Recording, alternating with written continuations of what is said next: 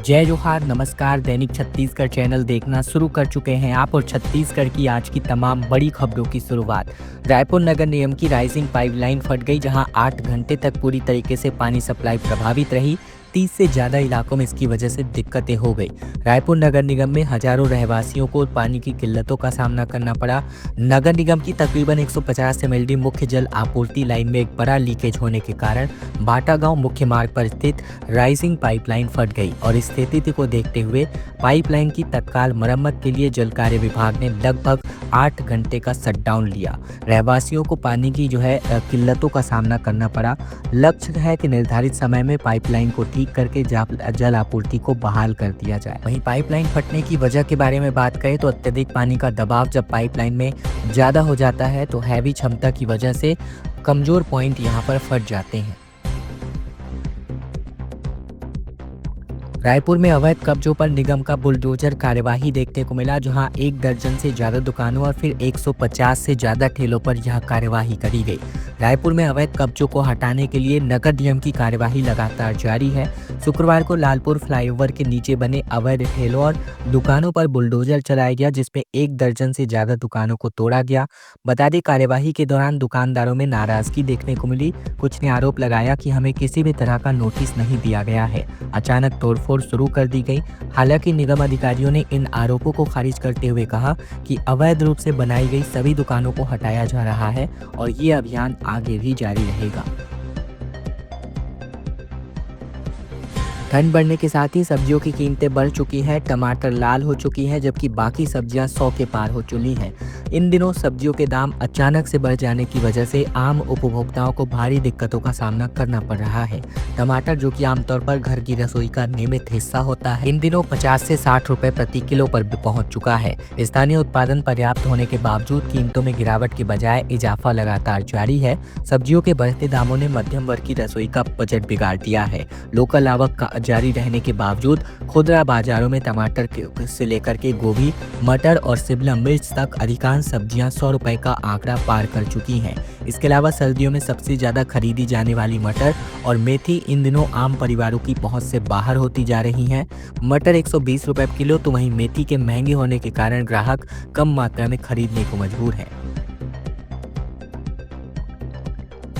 Chhattisgarh board परीक्षा को लेकर 10वीं और 12वीं का टाइम टेबल जारी कर दिया गया है। 10वीं की परीक्षा 21, जबकि 12वीं की परीक्षा 20 फरवरी से शुरू होगी। 1.5 महीने पहले माध्यमिक शिक्षा मंडल ने शेड्यूल जारी कर दिया है। Chhattisgarh board of secondary education ने 10वीं और 12वीं की बोर्ड परीक्षा 2025-26 का टाइम टेबल जारी कर दिया है।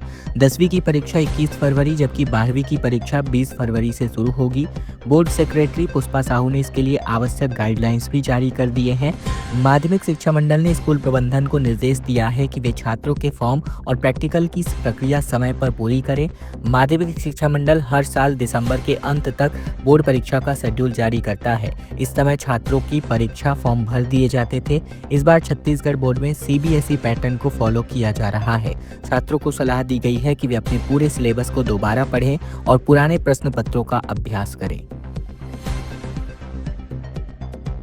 रायगढ़ पुलिस ने बड़ी कार्यवाही के अंतर्गत 200 मॉडिफाइड साइलेंसरों पर बुलडोजर चलवाया, रोड रोलर चलवाया। जहां अभियान चलाकर निकाले गए थे ये साइलेंसर, जुर्माने की कार्यवाही को भी अंजाम दिया गया था। छत्तीसगढ़ के रायगढ़ जिले में पुलिस ने मॉडिफाइड साइलेंसरों वाले वाहनों के खिलाफ अभियान चलाया था और इस दौरान वाहनों से साइलेंसर हटाकर जुर्माना भी लगाया गया था। इसी कड़ी में शुक्रवार को पुलिस ने एक बड़ी कार्यवाही को अंजाम दिया गया, जहां अक्टूबर में ट्रैफिक पुलिस ने अभियान चलाकर अलग अलग क्षेत्रों में यातायात नियम तोड़ने वालों, वाहन चालकों और बाइक चालकों की चालानी कार्यवाही की थी। इस दौरान जिन बाइक चालकों ने नियमों के खिलाफ तेज और कर्कश आवाज वाले मॉडिफाइड साइलेंसर लगवाए थे, उन्हें हटाकर जब्त कर लिया गया और नियम के अनुसार सही साइलेंसर लगवाए गए। साथ ही चालकों पर भी जुर्माना लगाया गया। शुक्रवार को जब्त किए गए 200 मॉडिफाइड साइलेंसरों को पुलिस सामुदायिक भवन के सामने सीसी रोड पर पुलिस अधीक्षक दिव्यांग पटेल की मौजूदगी में रोड रोलर से नष्ट किया गया।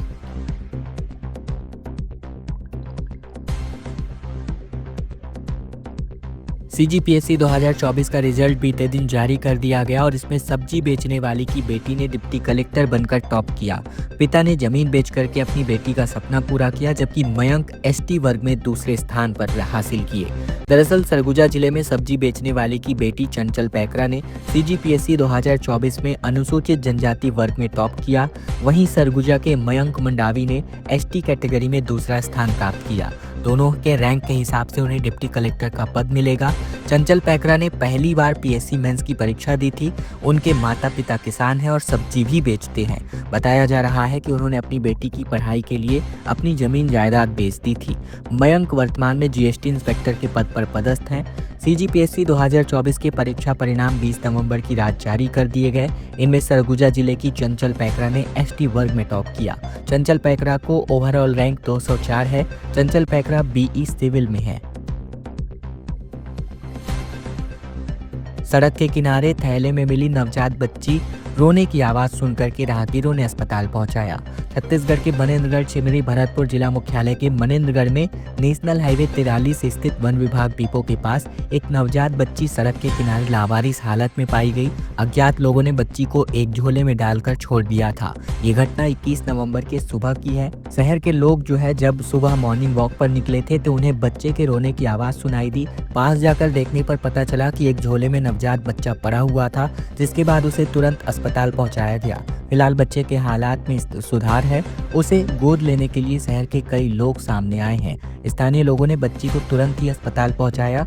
सूचना मिलते ही ग्राम पंचायत चनवारी डांड के सरपंच सोनू सिंह समेत कुछ ग्रामीण मौके पर पहुंचे थे, जहां उन्होंने तुरंत बच्चे को मनेन्द्रगढ़ के स्थानीय अस्पताल पहुंचाया और जहां उनका इलाज जारी है। डॉक्टरों के अनुसार बच्चे के हालात में अभी सुधार है और स्वस्थ ये बच्ची बताई जा रही है। हिरमा के गांव में अब सरकार पहुंचती नजर आ रही है। मौत के बाद सन्नाटा पसरा हुआ है, पर राशन कार्ड, जाति प्रमाण पत्र को समझने शिविरों में काफी भीड़ उमड़ पड़ी है। मोस्ट वांटेड नक्सली कमांडर हिरमा की मौत के बाद अब गांव की फिजा बदली हुई है। सरकार ने योजनाओं की जानकारी देने के लिए यहां पर कैंप लगाया है और सरकारी योजनाओं को जानने के लिए लोग पहुंच रहे हैं। वहीं जहां पहले देश के मोस्ट वांटेड और लगभग 1 करोड़ 80 लाख रुपए के इनामी नक्सली कमांडर हिरमा के एनकाउंटर के बाद अब बुधवार गुरुवार को सुबह हरिभूमि की टीम उनके पैतृक गांव पूर्ववर्ती पहुंची, जहां यह कदम रखते हुए सबसे पहले जो चीज महसूस हुई वह था गहरा सन्नाटा। लोग धीरे धीरे सावधान निगाहों से बात कर रहे थे। कोई खुलकर बोलना नहीं चाहता, लेकिन चेहरे बहुत कुछ कह रहे थे। हिरमा के घर पहुंचने पर एक और चौंकाने वाली तस्वीर सामने आई। गाँव वालों ने बताया कि हिरमा का अपना मकान तो सालों से पहले ही ढह चुका है। कभी भी जिस घर से वह निकला था अब वह जमींदोज हो चुका है। उसकी मां अब उसके भाई के घर में रहती है। वर्दी में पुलिस वालों की शराब पार्टी देखने को मिली। बिलासपुर में ड्यूटी छोड़ करके अपना जाम छलका रहे थे। युवक को धमकाया, मां बहन की गाली दी और फिर दोनों कांस्टेबल को लाइन अटैच किया गया। छत्तीसगढ़ के बिलासपुर में 2 आरक्षक ड्यूटी छोड़कर पुलिस सहायता केंद्र के कमरे में शराब पार्टी कर रहे थे। इस दौरान एक युवक ने उनका वीडियो बना लिया। वीडियो बनाते देखकर आरक्षक भड़क गया और युवक को जान से मारने की धमकी देते हुए गाली देने लगा। ये पूरा मामला सरकंडा थाना क्षेत्र के मोपका पुलिस चौकी का है। आरक्षकों के शराब पीने और धमकाने का वीडियो सोशल मीडिया पर वायरल हो रहा है। वीडियो वायरल होने के बाद एसएसपी रजनीश सिंह ने आरक्षक संतोष राठौर और धनेश साहू को लाइन अटैच कर दिया है। बलौदा बाजार से बड़ी खबर, जहां सीमेंट संयंत्र कुकुर्दी में श्रमिकों का 8 घंटे विरोध देखने को मिला। विरोध इस बात को लेकर था बोनस, ईएलसीएल और मनमानी छटनी के खिलाफ। दरअसल छत्तीसगढ़ के बलौदा बाजार के कुकुर्दी स्थित सीमेंट संयंत्र में शुक्रवार को सैकड़ों श्रमिकों ने अपनी लंबित मांगों को लेकर 8 घंटे तक विरोध प्रदर्शन किया। श्रमिकों ने संयंत्र प्रबंधन पर शोषण का आरोप लगाते हुए जमकर नारेबाजी करी। प्रदर्शनकारियों ने बताया कि उन्हें वर्षों से काम करने के बावजूद बोनस, अर्जित अवकाश और आकस्मिक अवकाश जैसे कानूनी अधिकार नहीं दिए जा रहे हैं। उन्होंने प्रबंधन पर मनमाने ढंग से श्रमिकों को हटाने का भी आरोप लगाया। श्रमिकों ने हाल ही में एक घटना का भी जिक्र किया, जिसमें एक श्रमिक के साथ संयंत्र के सिक्योरिटी गार्ड के द्वारा मारपीट की गई थी। उनका आरोप है कि प्रबंधन ने इस मामले पर कोई कार्यवाही नहीं की, जिससे उनकी सुरक्षा पर भी अब कई सवाल खड़े हो रहे हैं। राजनांदगांव में अटल आवास के तकरीबन 200 परिवारों का प्रदर्शन देखने को मिला। निगम की बेदखली नोटिस, बड़ी कीमत का विरोध और 7 दिनों में मकान खाली करने का निर्देश जारी हुआ है। राजनांदगांव के लखोली अटल आवास में मंगलवार को भाजपा शासित नगर निगम की कार्यवाही के खिलाफ निवासियों ने प्रदर्शन किया। लगभग 200 गरीब परिवार बेघर होने के आशंका के चलते सड़क पर उतर आए हैं और निगम के विरोध में नारे लगाते नजर आए। निगम ने 18 नवंबर 2025 को एक नोटिस जारी किया था, जिसमें निवासियों को 7 दिन के भीतर मकान खाली करने का निर्देश दिया गया था। नोटिस में यह भी चेतावनी दी गई थी कि निर्धारित समय अवधि में मकान खाली न करने पर बलपूर्वक इनको हटाया जाएगा। रहवासियों के अनुसार आवास की प्रारंभिक कीमत 75,000 रुपये तय की गई थी, जिसे अब निगम ने बढ़ाकर 2,75,000 रुपये कर दिया है। निगम पूरी राशि एकमुश्त जमा कराने का दबाव बना रहा है। गरीब परिवारों के लिए इतनी बड़ी रकम एक साथ चुकाना संभव नहीं है। बनारस और अंबिकापुर के मुख्य नेशनल हाईवे पर हाथी आ पहुंचा और बलरामपुर में तकरीबन 2 घंटे तक इसकी वजह से यातायात बाधित रहा। बलरामपुर जिले के वाड्रफ नगर वन परिक्षेत्र में 20 नवंबर की रात एक विशालकाय हाथी बनारस अंबिकापुर नेशनल हाईवे पर आ पहुंचा। इस घटना के कारण लगभग 2 घंटे तक यातायात बाधित रहा और सड़क के दोनों ओर गाड़ियों की काफी लंबी कतारें लग गई, जिसमें यात्री फंसे रहे। इसके अलावा सूचना मिलते ही वन विभाग का अमला तुरंत मौके पर पहुंचा। साथ ही वन कर्मचारियों ने हाथी और लोगों की सुरक्षा सुनिश्चित करने के लिए सड़क के दोनों ओर सिरों पर निगरानी बढ़ा दी है। उन्होंने वाहन चालकों को हाथी से सुरक्षित दूरी बनाए रखने और इंजन बंद कर शांत रहने की सलाह दी, ताकि हाथी उत्तेजित ना हो। बताया जा रहा है कि ये हाथी कई महीनों से वाड्रफ नगर क्षेत्र के जंगल और गांवों की सीमाओं में घूम रहा है। दुर्ग में 32 युवकों से 33,50,000 रुपए की ठगी को अंजाम दिया गया। रेलवे माल गोदाम में नौकरी का झांसा देकर 3 आरोपी को गिरफ्तार किया गया। दुर्ग जिले में नौकरी की तलाश कर रहे युवाओं को रेलवे माल गोदाम में स्थायी नौकरी का झांसा देकर 33,50,000 रुपए की आर्थिक ठगी करने वाले गिरोह का पुलिस ने पर्दाफाश किया है। ऑपरेशन विश्वास के अंतर्गत कार्यवाही करते हुए पुलिस ने 3 आरोपियों को गिरफ्तार कर लिया है। ये मामला उतई थाना क्षेत्र का है। ये मामला तब सामने आया जब वेदांता नगर में रहने वाली रीति देसलहरा ने 18 नवंबर 2023 को थाने में रिपोर्ट दर्ज कराई थी। उन्होंने बताया था कि नवरात्रि के पर्व 2022 के दौरान उनका पुराना परिचित विश्वेश्वर मार्कंडे उनके घर आया था। विश्वेश्वर ने रीति देसलहरा के पति को बताया था कि वह रसमड़ा रेलवे माल गोदाम में लीडर है और वहां स्थायी नौकरी दिलवा सकता है, जहां उसने दावा किया था कि वह 3 महीने के भीतर नियुक्ति करा देगा। इसके लिए प्रति व्यक्ति 2,50,000 रुपए देने होंगे। बुजुर्गों का 183 यात्रियों का जत्था मथुरा और वृंदावन को रवाना किया गया। अजीत कुकरेजा की अगुवाई में तीर्थ मार्गदर्शन के लिए निकले हुए हैं। सिंधी समाज की सेवा के लिए समर्पित संस्था एक पहल और के तत्वाधान में प्रातःकाल राधे राधे के जयकारों के साथ बुजुर्गों का विशाल तीर्थ यात्रा जत्था मथुरा और वृंदावन के लिए रवाना हुआ। यात्रा में कुल मिलाकर 183 तीर्थ यात्री शामिल हैं, जिनमें से अधिकांश बुजुर्ग हैं, जबकि उनके सहयोग और सेवा के लिए युवा स्वयं सेवक भी साथ है। संस्था के संरक्षक राजेश वाधवानी ने बताया कि यह यात्रा समाज की सेवा और भावना परंपराओं के प्रति सम्मान का प्रतीक है। विशेष रूप से पूर्व पार्षद और वर्तमान नगर निगम के MIC सदस्य अजीत कुकरेजा और अपने साथियों के सहित स्वयं पूरी यात्रा में शामिल होकर बुजुर्गों की व्यक्तिगत रूप से सेवा और देखभाल कर रहे हैं। संस्था के संरक्षक संजय पोपटानी ने जानकारी दी कि यात्रा के दौरान बांके बिहारी मंदिर, प्रेम मंदिर, इस्कॉन मंदिर, राधा रमण मंदिर और गोविंद देव मंदिर समेत पूरा मथुरा और वृंदावन समेत प्रमुख तीर्थ स्थलों के दर्शन कराए जाएंगे। RI भर्ती परीक्षा को लेकर अधिकारियों ने पैसे लेकर पेपर लीक किए, अभ्यर्थियों को प्रश्न पत्र दिया, एग्जाम की तैयारी करवाई और रायपुर के 2 अफसर अब अरेस्ट हुए हैं। छत्तीसगढ़ में 2 दिन पहले ACB और EOW ने पटवारी से RI बने अधिकारियों के ठिकानों पर छापेमार कार्यवाही की थी। टीम ने एक्शन लेते हुए रायपुर से 2 अधिकारियों को गिरफ्तार किया है। आरोप है कि दोनों अधिकारियों ने मोटी रकम लेकर पेपर लीक किया, एग्जाम की तैयारी भी कराई थी। गिरफ्तार अधिकारियों में रायपुर के आयुक्त भू अभिलेख कार्यालय के सहायक सांख्यिकी अधिकारी वीरेंद्र जाटव और उप आयुक्त भू अभिलेख कार्यालय के सहायक सांख्यिकी अधिकारी हेमंत कौशिक शामिल हैं। बता दें कि 19 नवंबर की तड़के संयुक्त टीम ने रायपुर, बिलासपुर और दुर्ग समेत 7 जिलों में एक साथ 19 ठिकानों पर छापा मारा था। अनियमित चयन और अवैध संपत्ति अर्जित करने की शिकायतों पर एक्शन हुआ। मामले में अपराध दर्ज कर संबंधित अधिकारियों, कर्मचारियों और व्यक्तियों से लगातार पूछताछ जारी है। एक अच्छी पहल को अंजाम दिया जा रहा है जिसके अंतर्गत बस स्टैंड, रेलवे स्टेशन और प्राइवेट स्कूलों के बड़े संस्थानों में कुत्तों के प्रवेश पर रोक लगाने इंतजामात किए जाएंगे। आवारा कुत्तों की बढ़ती संख्या और उनके आतंक को रोकने के लिए प्रदेश के सभी विभागों को अलर्ट कर दिया गया है। सुप्रीम कोर्ट के गाइडलाइंस के बाद राज्य के सरकारी और प्राइवेट स्कूलों, अस्पतालों समेत सभी बड़ी सार्वजनिक जगहों पर कुत्तों की एंट्री रोकने के लिए अब एक बड़ी मुहिम चलाई जाएगी। इसके लिए सरकारी अमले को 1 सप्ताह के भीतर ऐसे स्कूलों, अस्पतालों, बस स्टैंड, रेलवे स्टेशन और खेल मैदानों की पहचान करनी होगी जहां आवारा कुत्तों की बेरोक-टोक एंट्री है।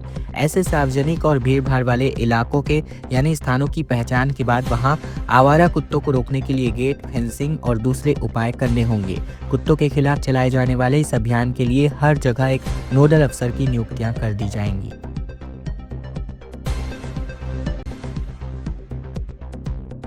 धमतरी की नगर घड़ी 1.5 साल से बंद है और निगम ने मैकेनिक ढूंढने और बनाने वाले को इनाम देने की घोषणा की है। बता दें, धमतरी शहर में लगी पिछले 1.5 साल से ये घड़ी बंद पड़ी हुई है।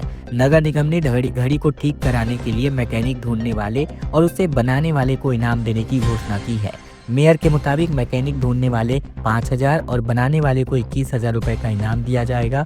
यह नगर घड़ी 2009 में तत्कालीन नगर पालिका अध्यक्ष ताराचंद हिंदुजा के कार्यकाल में 35 लाख रुपए की लागत से स्थापित की गई थी। स्थापना के बाद ये घड़ी लगभग 9 से 10 सालों तक सही समय बताती रही। इससे पहले भी एक बार खराब होने पर इसे रायपुर से मैकेनिक बुलाकर सुधारा गया था। हालांकि पिछले 1.5 साल से यह घड़ी पूरी तरीके से बंद है।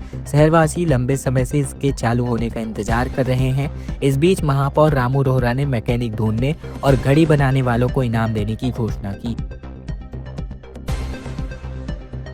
घर खरीदने वालों के लिए सुनहरा मौका है। छत्तीसगढ़ हाउसिंग बोर्ड का भव्य आवास मेला 23 से लेकर 25 नवंबर तक आयोजित हो रहा है। घर का सपना देखने वालों के लिए इस सप्ताह एक बड़ा अवसर आने वाला है।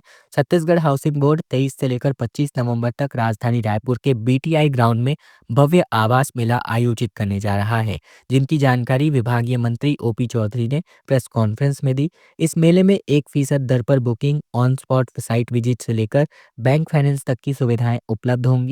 वित्तीय मंत्री ओपी चौधरी ने बताया कि 2023 में सरकार संभालते वक्त संस्थाएं बदहाली की कगार पर थी। अकेले हाउसिंग बोर्ड पर 790 करोड़ का कर्ज था, लेकिन पिछले साल सरकार ने एक मुश्त भुगतान कर बोर्ड को पूरी तरीके से कर्ज मुक्त कर दिया। हाउसिंग बोर्ड के 10,000 से अधिक पुराने घर वर्षों से बिना बिके पड़े थे, जिन्हें OTS-2 योजना के अंतर्गत बेचकर आय अर्जित की गई। जेई और नीट के लिए फ्री कोचिंग की काउंसलिंग उपलब्ध कराई जा रही है। 100 विद्यार्थी इसके लिए चयनित किए गए हैं। छत्तीसगढ़ के बालोद जिले में होनहार बच्चों को अब जिला प्रशासन जेई और नीट की निःशुल्क कोचिंग उपलब्ध कराने जा रहा है। इसके लिए गुरुवार को इन विद्यार्थियों की काउंसलिंग कर दी गई। 50 नीट और 50 जेई के विद्यार्थियों का चयन किया गया। आगामी 25 नवंबर से लाइवलीहुड कॉलेज में आवासीय कोचिंग दिल्ली के एक कोचिंग सेंटर की ओर से दी जाएगी। जिले में इस तरह की पहली बार पहल की जा रही है, लेकिन यह पहल विद्यार्थियों के लिए बड़ी राहत की खबर है। खबरों का सिलसिला बस यहीं तक का था। अगर आपको यह वीडियो पसंद आया तो वीडियो को जरूर से लाइक कर दीजिएगा। चैनल पर नए हैं, चैनल जरूर सब्सक्राइब कर लीजिएगा ताकि बिना किसी रुकावट छत्तीसगढ़ की खबरें हम आप तक रोजाना पहुंचा सके।